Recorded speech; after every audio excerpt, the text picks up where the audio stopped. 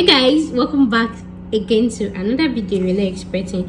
So before now, I actually made a video about cities in the UK with high job opportunities, and not just high job opportunities, with higher employment rates, and not just higher employment rate, with employment rate for blacks. Because even if UK is an English speaking country and they try to do like they like us, in reality majority of British, they don't like blacks. So, and this will actually affect you actually getting a job.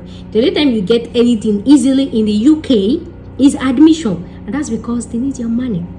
They need your money. Anything that requires you taking money from them, my dear, you have to sit tight. And so I actually made a video about top 20 cities in the UK where you can actually get a job easily, and I mentioned I talked about the cost of living, the minimum wage and everything. So if you want to see the video, make sure to just click my description box, link in my description box. Just click the UK playlist and then you see the video on that. So guys, today, so I've mentioned some. Today I'm talking about minimum wage, monthly minimum wage for some cities in the UK. Like I used to tell people, it's not just for you to just jump back from Nigeria and to UK, or from your own country to UK. One of the things to consider is money. Here go money.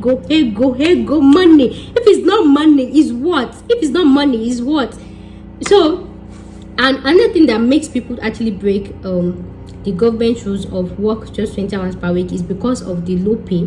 So when people feel like, when students feel like they actually pay them low, so they try to work, they tend to work more than 20 hours per week. And in that way, you already know that when you start breaking rules like that, your ILR is already bending somehow. So if you know you've not paid your tuition fee, and aside that, you have to raise your tuition fee, your accommodation, your feeding, cost of living and everything. One of the things, the best thing you can actually do for yourself is to actually migrate or go to a city that actually have high minimum wage. Yeah, I know that minimum wage for UK is 9.81 generally, but then we have some cities that pay that 9.81 they know they move past that one. We have some that just pay a little bit higher. Some people pay a little bit. Some people, if they have their way, they will pay you less than that 9.81. We call them stingy cocoa cities. So don't go to stingy cocoa cities. Go to animal shown cities. Cities that they will show you love.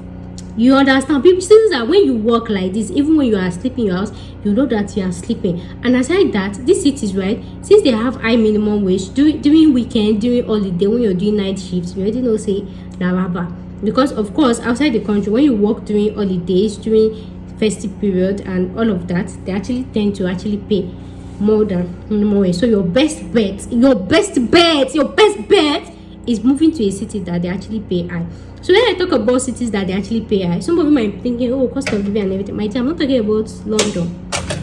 London is not in our list, though, but then it's in our list. So the first one on our list is actually London. They pay high minimum wage, and that's because of the cost of living. But then there are some other cities that they don't really have shocking high cost of living, right? But it's just there, and of course their minimum wage is actually high. So if you plan to move to the UK, make sure to try to consider one or any of these cities, and so make sure to go check job opportunity. So I'm starting from the yash, the bottom. So the first on my list is Hull. So Hull has a minimum wage, monthly minimum wage of 1,960.12 pounds. The next on my list is Leicester. It has a monthly minimum wage of 1,986.76. The next on my list is Liverpool.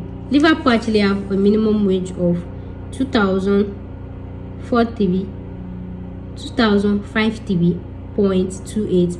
The next on my list is Glasgow. It actually has a minimum wage of 2,071.98. The next on my list is Newcastle. Newcastle actually has a monthly minimum wage of 2,075.61. The next on my list is Portsmouth. It has a minimum wage of 2,089.44.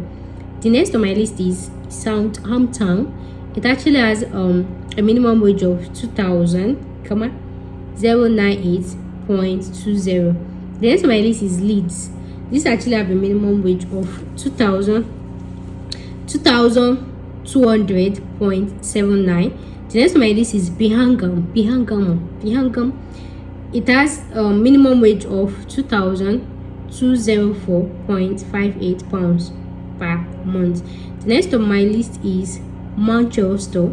Manchester actually has a minimum wage of 2,222.40. The next on my list is Sheffield. It actually has a minimum wage of 2,276.74.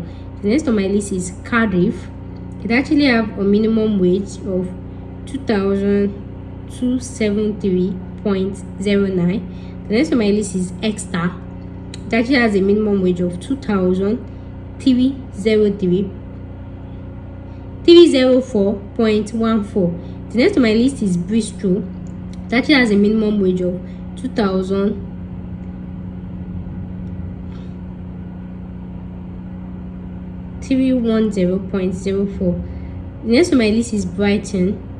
It has actually have a minimum wage of 2,333.72. The next on my list is Edinburgh. It actually has a minimum wage of 2,354.66. The next on my list is Aberende. It actually has a minimum wage of 2,300.66. Then the list that is topping the list, of course, is London. It actually has a minimum wage of 2,450.96. So guys, that will actually be the end of today's video. So guys, before you actually choose any city to actually migrate to for work or study, these are one of the things that you actually consider. And most of these cities, their cost of living is not so high, and some of them actually have schools that has low tuition deposits, not too expensive. So what am I saying? I actually made a video about schools with low tuition deposit and everything. So just click my UK playlist, any video regarding UK, you see it there. So guys, thank you so much for watching today's video, and of course, now I'll see you in my next video. Thanks for watching. Fine sha.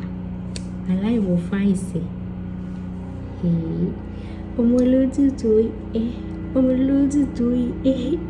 So guys, thank you so much for watching, and I'll see you in my next video. Thanks for watching. Bye.